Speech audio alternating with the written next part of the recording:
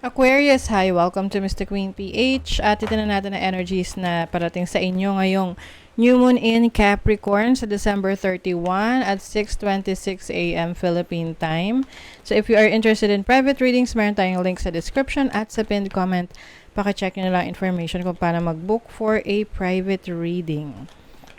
And of course, please subscribe to our channel to show your support. Like, share this video at comment na rin kayo kung kayo ay naka-resonate.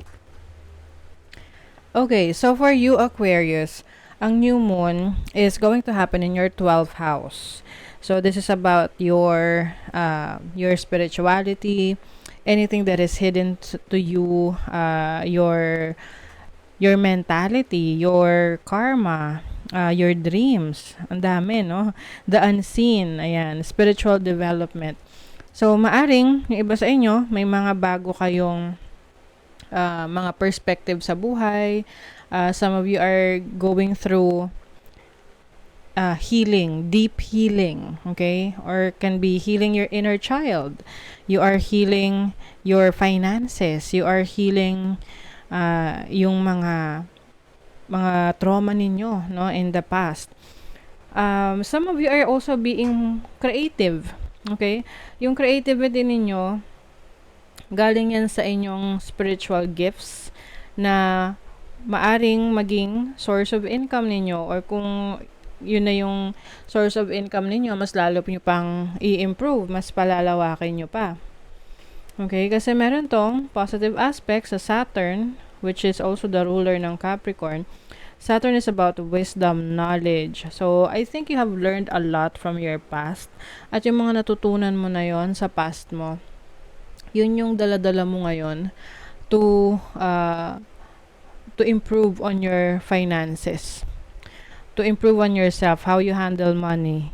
Parang nagkakaroon ka ng malalim na kaliwanagan or awareness about ano yung nagiging problema kung bakit nagkaka-challenge ka sa finances mo. Maari ngayon na iintindihan mo na kung ano yung dapat mong ayusin, ano yung dapat mong pagtuunan ng pansin.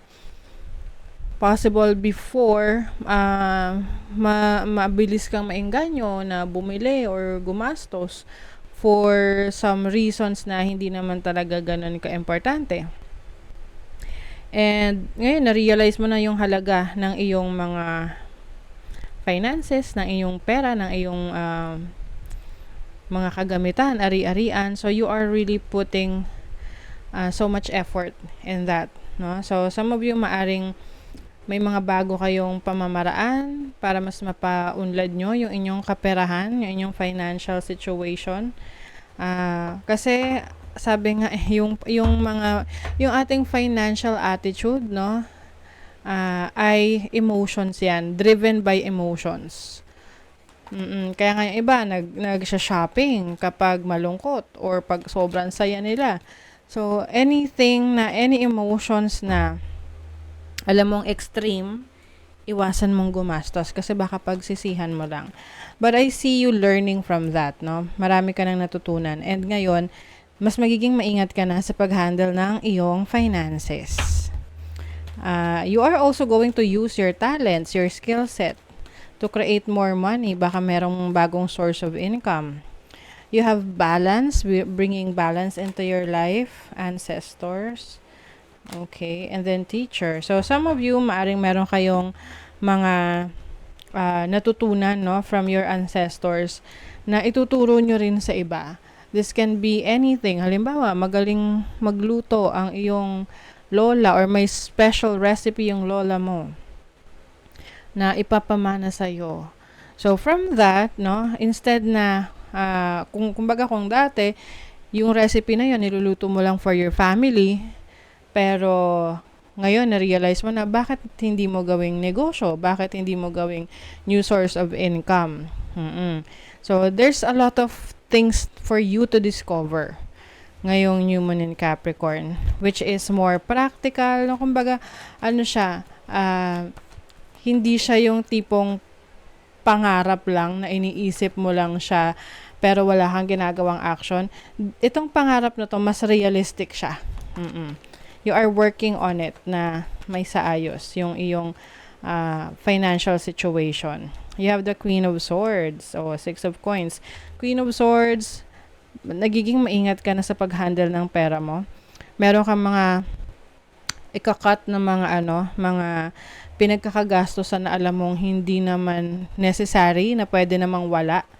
So, example, yung mga subscriptions ninyo na hindi nyo naman talaga nagagamit. Or,